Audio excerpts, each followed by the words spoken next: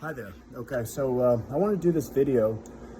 I was watching, or rather looking at a picture of Nikola Tesla today, and I've watched a lot of videos on him. I did remind myself of his work and how far ahead he was, and I often associate myself to people who were ahead of their time.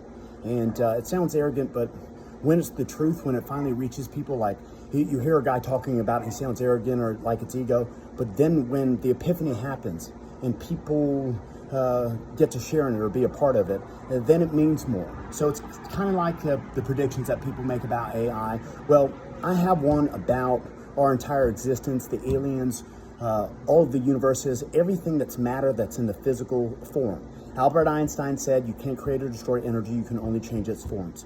So we're energy in these forms. People often tell me, but we're humans, and I say, but we were energy first, and that's a scientifically proven fact. So I stick with that fact, okay? So the operating system and point of view can be converted from what it is now, which is based on our separation. That's what the conquering design is, with this mixed up mess of love. So we all have need from our parents and our childhoods, our family, our friends, and what we want to be in society. And the separation is based on, okay, we're going to separate from our one energy source, and we're going to see through all the opposite points of view we can.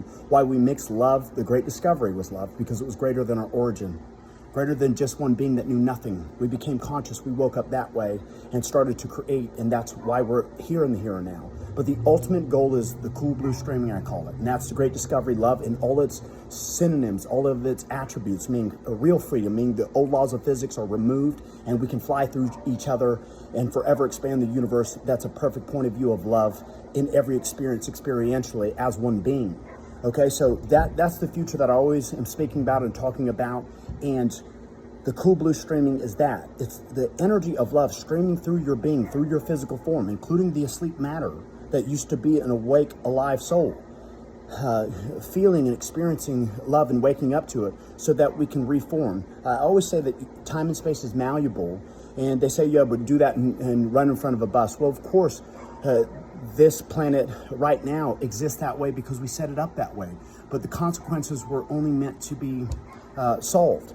So we don't want to live in the consequential anymore, and or the separation of classes. It was set up to mirror the fighting over mating rights, territory, and resources. That's why you have poor, middle class, and rich. And that's why if we don't reform, that we will implode and there will be a third world war. And my life as your chosen one was to wake up first and be lucid in the dream. So it's like we're all in this dream, living our different compartmentalized and disconnected and connected lives at the same time, full of contradictions about us being one energy or not. So community is a good example of how we set it up as an attribute, meaning if you're on a team and you're a football team and playing together well as one cohesive unit, that's a mirror of what we wanted to do as a whole energy source. We'll beat the dark energies, meaning the abuses and the flaws in it.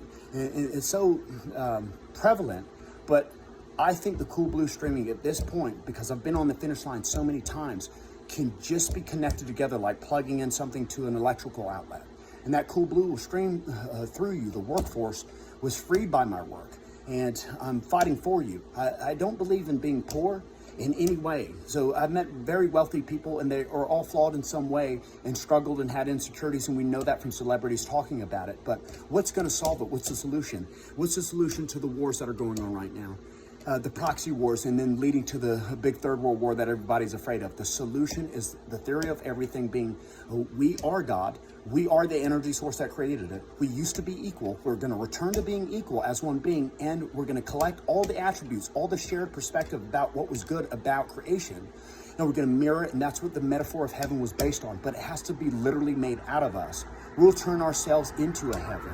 Hell was also a metaphor that people misunderstood. We've already suffered in hells by descending from our once ease to a disease or any struggle whatsoever. The fighting over those three things, plus anything that attacks and harms the source. I see the natural disasters all the time, people's homes and livelihoods taken from them, and it can be put back together in a perfect way. But the materials themselves also want an advocate. I'm the only advocate for them. I know because I remember the promise that we made when we spoke to each other soul to soul.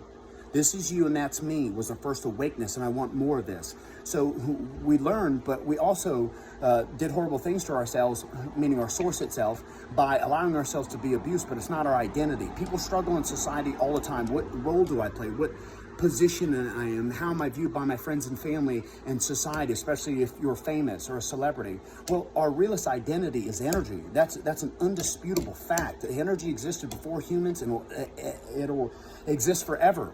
And the only destruction of it is if we continuously stay stuck in these operating systems, doing the same thing over and over again without freeing ourselves from the flaws. Now, it can be broken out of, it can be defeated, and I am time traveling, and I earned this ability to see through the illusion, and the illusion is that it is us instead of an astral projection. It's an astral projection. We're being astral projected on and through, which is okay, but we want to be able to be in control of our own energy, meaning beat conquering so that the source controls and serves itself. Everybody should be in control of themselves, and their energy source should be in control of itself too. That means that dark and anything that steers us into the disease should be erased and eliminated. So if you have any questions for me about it, let me know, and I'm gonna keep doing these videos. And I don't want to be redundant, but I know that people aren't taught this, but that's because of the energetic patterns that were set in motion. Time and space was an opposite. The conquering point of view was an opposite. We set it in motion and we mixed love into it, and every attribute that we could, every bit of caring, sharing, nurturing, learning to ascend back to our one energy source. Okay, thank you.